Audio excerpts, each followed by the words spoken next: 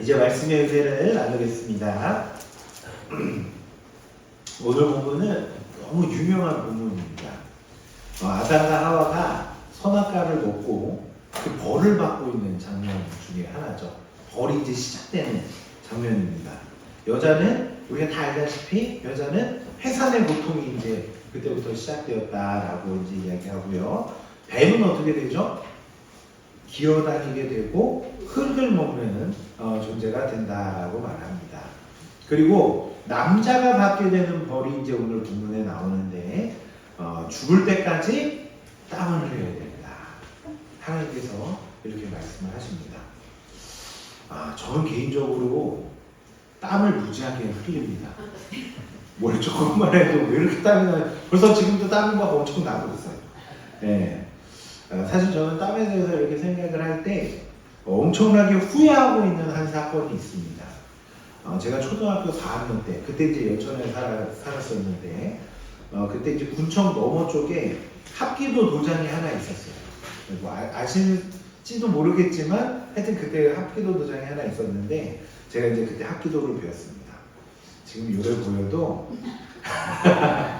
그때는 합기도 배우면서 이렇게 날렵하고 민첩한 그런 사람이었는데요.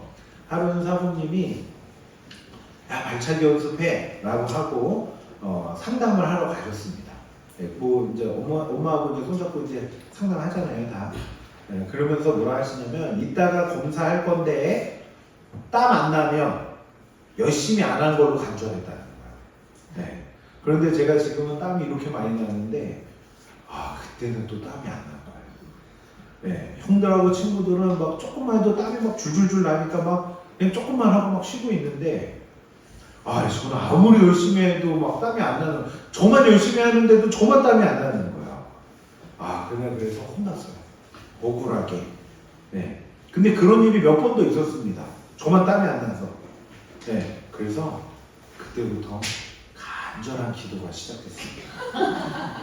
하나님, 땀이 많이 나게 해주세요. 순수한 마음으로 이제 땀 나게 해달라고 기도했더니 충만하게 역사하셔서 지금 여름이 되면요 막 땀이 가끔 그냥 살 빼야 땀이 안 나지 라고 말하는 사람이 제 주위에 있는데 집에 확실히 말하면 살쪄서 그런 게 아니라 응답이에요. 응답. 저는 이렇게 땀 나는 게 굉장히 불편합니다. 땀이 많이 많으면 제 자체도 조금 이렇게 위축되고 또 이제 땀 나면 또 냄새도 날 수밖에 없잖아요. 그러면 다른 사람들과 이렇게 이제 함께 만나고 이렇게 할 때도 항상 이게 좀 신경 쓰이고 이런 게 굉장히 불편함으로 다가오는데요. 죄로 인해 이제 벌을 받게 된 우리 인생들에게 있어서 이 땀 흘림과 그로 인한 고통은 더 많은 것을 의미하고 있습니다. 단순히 불편한 게 아니에요. 사실 땀은요 여러 가지 의미로 이제 표현이 되기도 하거든요. 열심을 나타낼 때 땀 흘렸어. 노력을 할 때도 내가 땀을 흘렸어. 이렇게 표현하기도 하고요. 힘듦을 얘기할 때도 아니면 고생을 이야기할 때 심지어 생명을 드릴 때도 땀을 흘렸다라는 표현을 하기도 합니다. 특히 우리 부모님의 자녀들을 위한 사랑을 땀 흘림으로 표현하기도 하죠. 그죠? 오늘도 수많은 부모님들이 자녀들을 위해 열심히 땀을 흘리고 있잖아요. 그죠? 그렇게 헌신하고 생명을 바쳐서 자녀들을 키워가고 그렇게 살아가고 있습니다. 이건 모든 인간이 공통적으로 보여주고 있는 모습인데요. 이런 모습은 하나님께서 이미 창세기에 말씀해 주신 모습인 거예요. 지금 오늘 부분에 나오죠. 그런데 사실 이것은 우리에게 내려진 저주이기도 한 것입니다. 그런데 더 무시무시한 것이 뭐냐면 우리가 이렇게 땀을 흘리고 다른 말로 하면 열심을 내서 이렇게 하나님을 섬겨가고 그리고 그렇게 열심을 내서 헌신하고 생명을 바쳐도 결과가 딱 한 가지로 끝난다라는 거예요. 오늘 본문에 보면 그렇게 평생토록 땀을 흘린 결론이 흙으로 돌아가는 것이다 라고 이야기합니다. 다른 말로 사망에 이른다는 거죠. 그런데 저는 말씀을 보면서 이게 너무한 말씀이 아닌가 이런 생각이 드는 거예요. 지금 논지가 이거잖아요. 야, 너 내가 하지 말라는 거 했지? 너 죄 지었지? 그래, 너 이제부터 그러니까 땀 흘려야 먹고 살 수 있어. 이렇게 말하는 거잖아요. 그 죄에 대한 벌을 내리고 있는 거잖아요. 그렇죠? 그러면 우리 입장에서는 이런 생각이 들 수 있죠. 아니, 벌을 그러면 달게 받으면, 즉 땀을 흘리면서 평생 살면 어떤 결론이 와야 되는 거예요? 그러면 너 구원받을 거야. 이런 내용이 와야 되는 거잖아요. 우리가 자녀들을 양육할 때도 그런 부분이 있잖아요. 자녀가 좀 뭔가를 잘못했어요. 그러면은 혼낼 수 있죠. 그리고 이제 꾸짖을 수 있고, 그럼 그거에 대해서 너 이제 앞으로는 이렇게 해야 돼? 이렇게 얘기할 수 있잖아요. 근데 그 다음 말은 뭐예요? 그렇게 하면 나중에 요거를 이렇게 해줄게. 이런 말이 되는 거잖아요. 그런데 하나님은 이렇게 말씀하시는 거예요. 너 평생도록 땀 흘려야 먹고 살 수 있게 될 건데 그 뒤에는 흙으로 돌아갈 거야. 사실 이 표현은 우리의 비참함을 이야기하고 있는 표현입니다. 특히 여기서 흙이 된다라는 것은요, 단순히 우리가 죽으면 한 줌의 죄가 되니까 그런 이야기를 하는 게 아니라 어떤 특별한 흙을 이야기하는 것입니다. 오늘 본문의 앞쪽에 있는 3장 14절 말씀을 보면요, 여호와 하나님이 뱀에게 이르시되 내가 이렇게 하였으니 내가 모든 가축과 들의 모든 짐승보다 더욱 저주를 받아 배로 다니고 살아있는 동안 흙을 먹을지라, 이렇게 얘기해요. 본의 아니게 이제 지난주에 이어서 뱀 얘기를 또 한번 하게 되는데요. 제가 다큐멘터리를 종종 보는데요. 다큐멘터리를 보면요, 뱀에 대한 다큐멘터리들이 있어요. 네. 근데 그걸 보면요, 제가 아무리 많이 봐도 흙을 먹는 뱀은 없어요. 뱀이 흙을 먹지 않습니다. 물론 어떻게 이제 그 땅굴에서 쥐 같은 게 있어가지고 그거 잡아먹다 보면 흙이 좀 들어올 수도 있죠. 우리도 뭐 밥 먹다가 흙 좀 들어올 수 있잖아요. 근데 그걸 가지고 흙 먹고 사네 저 사람 이러지 않잖아요. 뱀도 흙 먹고 사는 게 아니에요. 네. 제가 다큐멘터리 몇 개만 찾아봐도 이렇게 알 수 있는 지혜를 하나님이 모르셨을까요? 그런데 같은 장, 그리고 바로 앞절에서 뱀이 흙만 먹는 게 아닌데도 불구하고 뱀의 먹이로 흙을 사용하고 있는 것은 그 뒤에 나오는 우리가 돌아갈 흙이 그것임을 말하고 있는 거예요. 네. 즉 우리가 그렇게 땀 흘리고 죽어라 고생하고 생명을 바쳤더니 그 끝이 뭐가 된다는 거냐면 마귀 사탄의 밥이 되어서, 밥이 된다는 거는 이전에 우리가 연합에 대해서 설명할 때도 말씀드렸죠. 먹히면 뭐가 되는 거죠? 마귀와 하나가 되어서 연합되어서 마귀와 같이 마지막 날에 멸망당한다는 것입니다. 중요한 것은 여기에서 벗어나는 사람이 없다는 거예요. 열심히 땀 흘려도 결국 마귀와 하나 되어서 흙이 되어서 영원한 형벌에 들어가게 되는 것, 여러분 이것을 비참함이라고 하는 거예요. 여기서 벗어날 수 있는 사람이 없고 여기서 벗어날 방법이 없습니다. 더 열심히 힘내서 땀을 흘리면 흘릴수록 뭐가 되는 거예요? 더 빨리 마귀의 밥이 되는 경우들이 많아요. 죄인된 우리는요, 무슨 일을 하든지 얼마나 땀을 흘리든지를 막론하고 다 여기로 귀결이 되는 거예요. 그런데 제가 이제 성경을 보면서 좀 특이한 부분을 발견했는데요. 성경에 땀이라는 단어가 몇 번 나올 것 같아요? 3번 나옵니다. 되게 특이하죠? 그 중에 사람하고 연결된 땀이라는 단어는 2번 사용돼요. 그 중에 하나가 여기 벌써 사용이 됐죠? 남자가 땀을 흘려야 먹고 산다. 그리고 또 하나가 누구냐면 누가복음 22장 44절 보면 예수께서 힘쓰고 애써 더욱 간절히 기도하시니 땀이 땅에 떨어지는 핏방울 같이 되더라. 여기서 한번 써요. 예수님이 기도하셨던 장면인데 여기에 땀이라는 단어가 나옵니다. 즉 땀에 관한 두 사람의 모습이 성경에 기록되어 있는데 한 사람은 온 인류를 대표하는 아담이었고 또 한 사람은 온 인류를 구원해 주시기 위해 오신 예수님이셨던 거예요. 그런데 아담의 땀 흘림, 모든 인류의 땀 흘림의 원인이 뭐였냐면 죄였습니다. 그렇죠? 죄 때문에 땀 흘리고 있는 거잖아요. 즉 우리의 땀 흘림은 죄로 인해 시작된 저주의 땀 흘림이고 이미 태어나 보니 그런 상황이었고 그래서 그렇게 살았는데 멸망당하게 되는 멸망의 땀 흘림이라는 것입니다. 그런데 거기에서 벗어나는 사람이 하나도 없는 거예요. 반대로 우리가 흘려야 할 땀 흘림, 멸망과 지옥이 아닌 구원으로 가는 자들의 땀 흘림이 있다는 거예요. 그것은 땀 흘림이 기록되어 있는 또 다른 한 사람, 예수님과 같은 땀 흘림이라는 것입니다. 예수님은 사랑으로 이 땅에 오셔서 하나님의 말씀대로 사시고 구원을 이루십니다. 그 과정 중에 흘리셨던 땀, 그것이 생명의 땀 흘림이라고 할 수 있습니다. 자, 다시 말하면 사랑으로 시작된 순종의 땀 흘림이 생명의 땀 흘림이라는 거예요. 특히 예수님이 기도하시면서 땀을 흘리신 거잖아요. 기도하면서. 근데 무슨 기도를 그때 겟세마네 기도에서 하셨죠? 하나님, 이 잔을 내게서 옮겨주세요. 그런데 내 뜻대로 마시고 아버지의 뜻대로 해주세요. 이 기도를 하시면서 이렇게 하셨다는 거예요. 왜 근데 그렇게 기도하셨죠? 우리를 사랑하셨기 때문에. 그래서 그 기도를 하신 거잖아요. 여러분, 우리는 여기서 우리가 흘려야 할 올바른 땀 흘림의 시작점과 목표점에 대해서 정리할 수 있게 되는 거예요. 아담처럼, 그리고 아담 이후에 모든 인류가 흘렸던 것처럼 죄에서 시작된, 그래서 나만을 위한 그런 실패의 땀 흘림을 우리는 이제 멈춰야 하는 것이고, 우리가 흘려야 할 땀, 그것은 사랑에서부터 시작된 사랑의 땀 흘림이어야 된다는 것입니다. 하나님을 사랑하고 이웃을 사랑하는 그런 그 삶 속에서 흘리는 땀 흘림. 다른 말로 하면 순종과 사랑의 모습.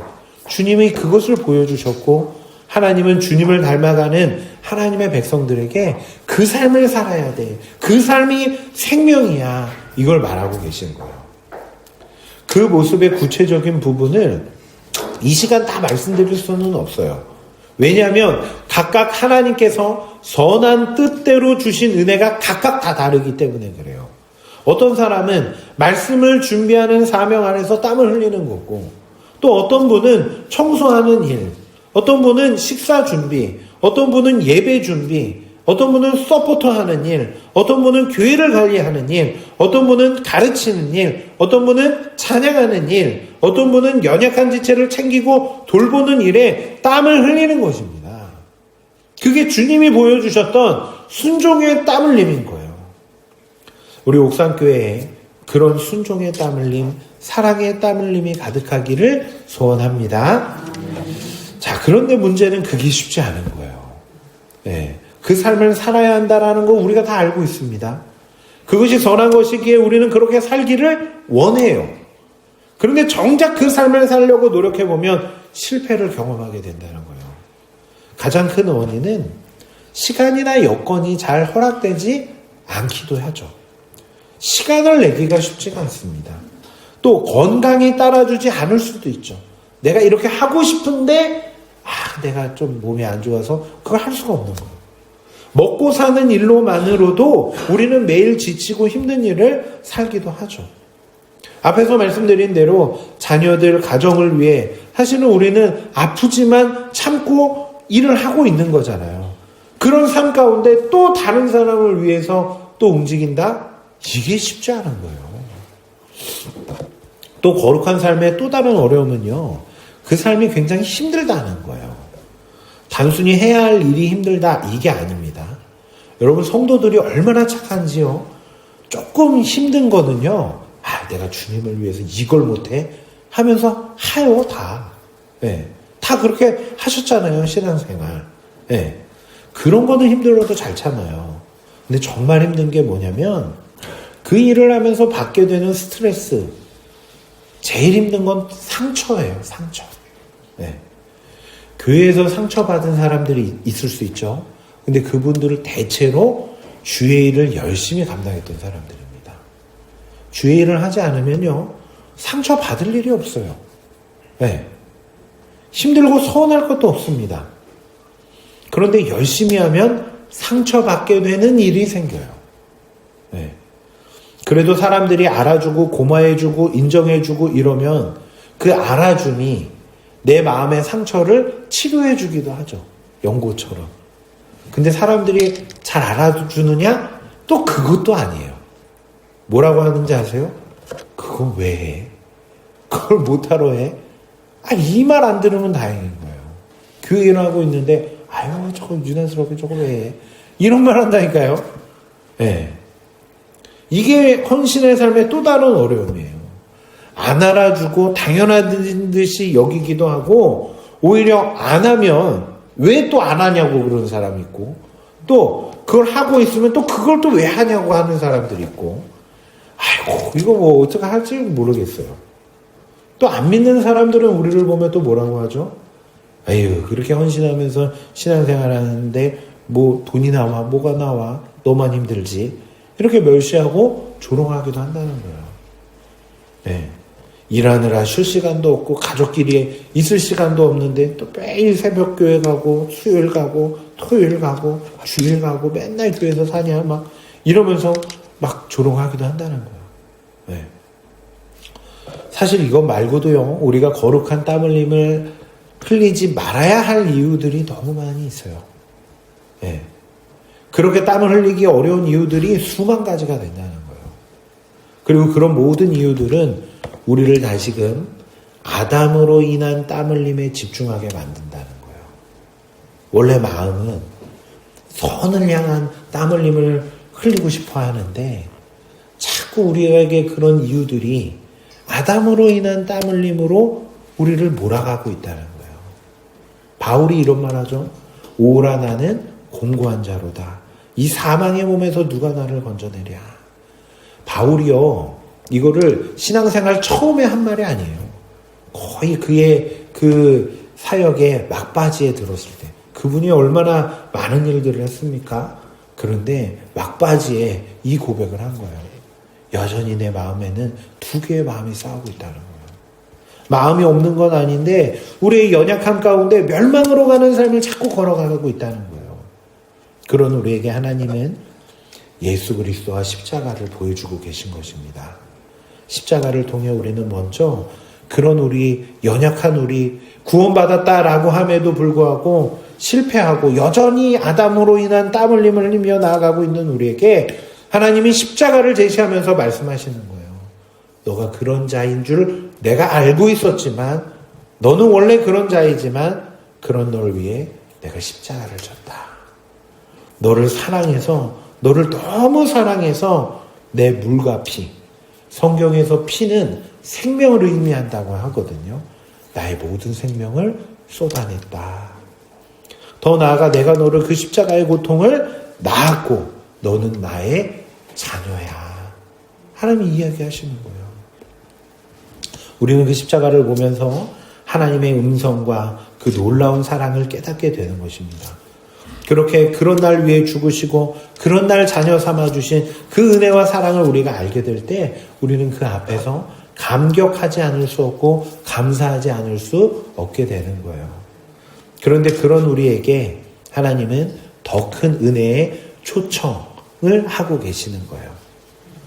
저는 가끔 이제 식당이나 이런 데 가서 맛있는 거를 이렇게 먹게 되면요. 꼭 가족들을 데리고 가요. 네. 여기 꼭 우리 데리고 가야겠다. 아내 데리고 가고 상현이 내일이 데리고 가야겠다. 근데 이 마음을 가지고 거기를 꼭 한번 또 갑니다. 옛날에는요. 신방을 하면 그렇게 막 부교육자 때 이제 신방을 하잖아요. 그러면 제일 좋은 데 막 모시고 가잖아요. 점심 때 거기 가고 저녁 때 또 우리 가족들을 떠나고 네, 그런 때도 있었어요. 네. 왜 그러냐면 너무 좋은 걸 같이 하고 싶은 거예요. 소중한 사람들과. 여러분 하나님께서 너무 소중한 우리에게 손을 내미시는 거예요. 창건아 하나님의 백성들아 이 생명의 일에 함께하지 않을래? 여러분 거룩한 삶은요 짐이 아니라 하나님의 복된 초청임을 기억하셔야 되는 거예요. 너무 좋은 건 같이 하고 싶어서 하나님이 그 너무 좋은 걸 우리하고 같이 하자고 말씀하시는 거예요. 더 나아가 십자가의 은혜로 또 깨닫게 되는 또 다른 사실이 있는데, 그렇게 연약한 가운데 살아가는 우리, 그렇게 구원해 줘도 또 짓는 우리를 위해 자신의 생명을 내어주신 하나님, 그렇게 우리를 사랑하신 하나님께서는 그렇게 너 살아 하고 명령하고 끝이 아니라 세상이 집중하지 않고 귀히 보지 않는 초라한 모습일 수 있는 우리를 천지의 주제이신 그분이 집중해서 보시고 그런 우리와 항상 함께 해주시고 이끌어 주시고 보호해 주고 계신다는 사실입니다. 제가 대련에서 사역을 할 때요, 우리 사메리 나일이가 그 중국인들 로컬, 중국인들만 있는 유치원에 다녔어요. 근데 거기는 이제 졸업식 때 어떤 홀을 빌려서 거기서 그 어떤 공연을 합니다. 애들이 막 준비해가지고 공연을 해요. 주인공은 당연히 나일이가 아니었습니다. 외국인이 주인공 되는 게 이게 쉽지 않죠. 예. 나일이는 주인공은 고사하고 주인공의 반대로 움직이는 사람이었어요. 역할이었어요. 예. 무대에서 주인공이 음악에 맞춰가지고 막 이쪽으로 막 뛰어, 요정같이 옷 입고 이쪽으로 막 뛰어가잖아요. 그러면 제 딸은 반대쪽으로 막 움직여야 되는 거였어요. 예. 또 주인공이 또 이쪽에 갔다가 막 반대쪽으로 다시 또 이쪽으로 가면 나일이는 또 반대쪽으로 또 이렇게 가야 되는 거였어요. 근데 조명이 어떻게 되냐면 모든 조명이 다 꺼져 있고 조명이 탁 스포트라이트 그 조명이 주인공만 따라다녀요. 네, 주인공만 따라다니는 거예요. 그러니까 나일이는 어떤 거예요? 빛이 없는 데로만 다니는 거예요. 주인공은 이쪽으로 갈 때 빛이 착 이쪽 붙이고 있는데 나일이는 반대쪽으로 가고, 주인공이 또 이쪽으로 오면 샥 안 보이게 또 반대쪽으로 가고. 네. 그래서 제 아이는 사실은 잘 보이지 않고 그 무대도 엄청 크거든요. 중국 다 커요. 무대도 엄청 크거든요. 그런데 네, 잘 보이지도 않았고 많은 사람들이 다 빛을 따라가지 이 반대쪽으로 움직이는 사람들은 안 보잖아요. 집중해서 보지도 않았을 것입니다. 그런데요, 저의 눈에는요 주인공이 안 보여요. 네. 정말 이쁘게 분장하고 다른 사람들이 다 봐도 막 박수 칠 만큼 그 주인공은 다 준비를 했고 모든 조명이 꺼진 캄캄한 공간에 스포트라이트는 그 주인공만을 비추고 주인공만 따라가고 있는데 제 눈에는 주인공은 누군지 모르겠고 관심도 없고 보이지도 않아요. 반대로 우리의 아이는요, 어둠 속에 있는데도 그 역할만 하고 있는데도 잘 보이는 거예요. 네. 아이의 움직임 하나, 눈빛 하나, 손길 하나, 이것까지 너무 또렷하게 보이는 거예요. 왜 그런 거죠? 아빠니까 그런 거예요. 아빠니까. 여러분, 우리가 십자가의 그 놀라운 은혜에 감사하고 감격하고 그 초청에 응해서 십자가의 삶을 내 삶에 채워갈 때, 순종하면서 나아갈 때 우리는 그 발걸음을 아무도 안 알아주는 것 같고, 나는 보이지 않는 곳에서 홀로 고생하는 것 같고, 나는 에너지를 열심히 쏟고 있지만 모든 스포트라이트는 반대쪽을 비추고 있는 것 같고, 그래서 너무나도 외롭고 그런 막막함의 순간이 우리에게 올 수 있다는 거예요. 그런데 여러분, 기억하셔야 돼요. 하나님이 보고 계시다는 거예요. 하나님이 우리를 보고 계시다는 거예요. 예수 그리스도와 십자가의 은혜로 날 구원하시고 자녀 삼아주신 우리의 아버지이신 하나님께서 보이지 않는 곳에서 오늘도 주의 그 일들을 홀로 감당하며 오늘을 거룩하게 채워가기 위해 기도하고 혼자 노력하고 헌신하고 그렇게 눈물 흘리는 우리를, 우리의 모든 움직임 하나하나를 집중해서 보고 계시고 기억하시며 그런 우리의 모든 눈물 하나님께서 그거 닦아주시겠다고 이야기하셨어요. 계시록 21장 4절을 보면요, 모든 눈물을 그 눈에서 닦아주시니 다시는 사망이 없고 애통하는 것이나 곡하는 것이나 아픈 것이 다시 있지 아니하리니 처음 것들이 다 지나갔음이로라. 하나님께서 우리에게 베푸시는 은혜, 그 중에 하나가 이건 거예요. 성도들은 이걸 바라보면서 가는 거예요. 오늘 내가 주의 일들을 위해서 어쩔 수 없이 흘리게 되었던 그 눈물, 아픔 가운데 내가 참았던 그 모든 순간들, 그거를 누가 닦아주시냐면 우리 주님께서 닦아주시겠다는 거예요. 그 단순히 이게 닦아주겠다 이게 아니라 그 말에는 무슨 의미가 담겨져 있냐면 내가 그거 다 기억하고 있다. 내가 그거 다 보고 있어. 이 말이 담겨져 있는 거예요. 그걸 봐야 닦아줄 거 아니에요, 그때. 네. 그리고 그 사랑의 마음으로 하나님은 우리에게 이렇게 말씀하시는 거예요. 옥상교회 성도들아, 내가 그 모습을 원했고 내가 기억하고 있다 말씀하시는 것입니다. 여러분, 우리가 하나님의 자녀라면 이 하나님의 말 한마디 이거면 되는 거 아닐까요? 그날 우리 아이가 졸업 그 공연이 끝나고 나서 저에게 와서 이렇게 말했어요. 아빠, 나 봤어? 이렇게 말했어요. 보이지도 않는 곳에 있었는데 나 봤어? 네. 그 아이에게는요, 졸업 공연에 온 모든 사람들, 그 많은 사람들이 어디를 봤고 어디에 집중했고 누가 얼마나 이뻤고 얼마나 박수를 누가 받았고 이런 거는 의미가 없는 거예요. 그 아이에게 필요한 건 뭐였어요? 중요한 건 뭐였어요? 우리 아빠가 왔고 우리 아빠가 날 봤는지, 그게 전부였다는 거예요. 그리고 아무도 우리 아이를 집중해서 보지 않았을 수 있지만 그 아이는 아빠가 널 봤다라는 그 말, 아빠가 야, 너 정말 잘했어, 아빠가 볼 땐 너가 제일 잘했어 라고 하는 그 말의 위로를 얻게 되는 것입니다. 옥상교회 성도 여러분, 날 위해 죽으시고 날 위해 부활하시고 날 자녀 삼아주시고 이제 거룩한 땀 흘림, 생명의 땀 흘림, 승리의 땀 흘림의 삶, 날 살리신 십자가의 그 삶으로 초청하시는 하나님의 초청에 여러분 이제 주저하지 마시기 바랍니다. 그 은혜를 알기에 이제 여러분의 삶을 거룩으로 채워가시기 바랍니다. 하나님이 알고 계시고 하나님이 보고 계시며 하나님이 위로해 주실 것입니다. 그리고 이미 그것을, 그 삶을 잘 하고 계신 성도님들이 많이 계신 걸 또 제가 알고 있습니다. 그 모든 성도님들께도 하나님께서 이렇게 말씀하시는 거예요.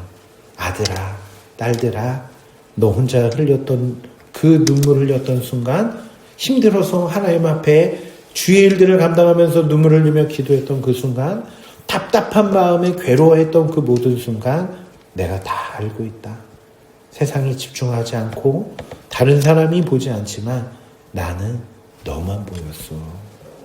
너무 잘했고 너무 훌륭했고 나는 그래서 너무 기뻤다 라고 말씀하시는 하나님의 음성에 여러분 위로를 받고 힘을 내시기 바랍니다. 우리 옥상교회가 이제 41년이 됩니다. 너무 소중하죠. 네. 다음 주에 제가 설교 안 하니까 네, 너무 소중한 교회이고, 그간 우리 이제 저기 그 사무실에 가면 사진들이 있어요. 네. 단체 사진 이렇게 찍어, 여기 많이 계셔요. 아주 젊은 모습들이 있는데 그 사진을 보면서 이분들이 몇십 년간 이곳에서 이 자리를 지키며 신앙생활했던 그 모습들이 얼마나 소중한지 제가 계속 느끼면서 또 기도하고 있는데요. 여러분, 그 일들을 지금까지 잘 감당하셨고 앞으로도 우리 옥상교회가 정말 하나님의 영광을 위해 나아가는 교회 될 수 있도록 기도해 주시고 함께 해 주시면 너무 좋을 것 같습니다. 기도하겠습니다.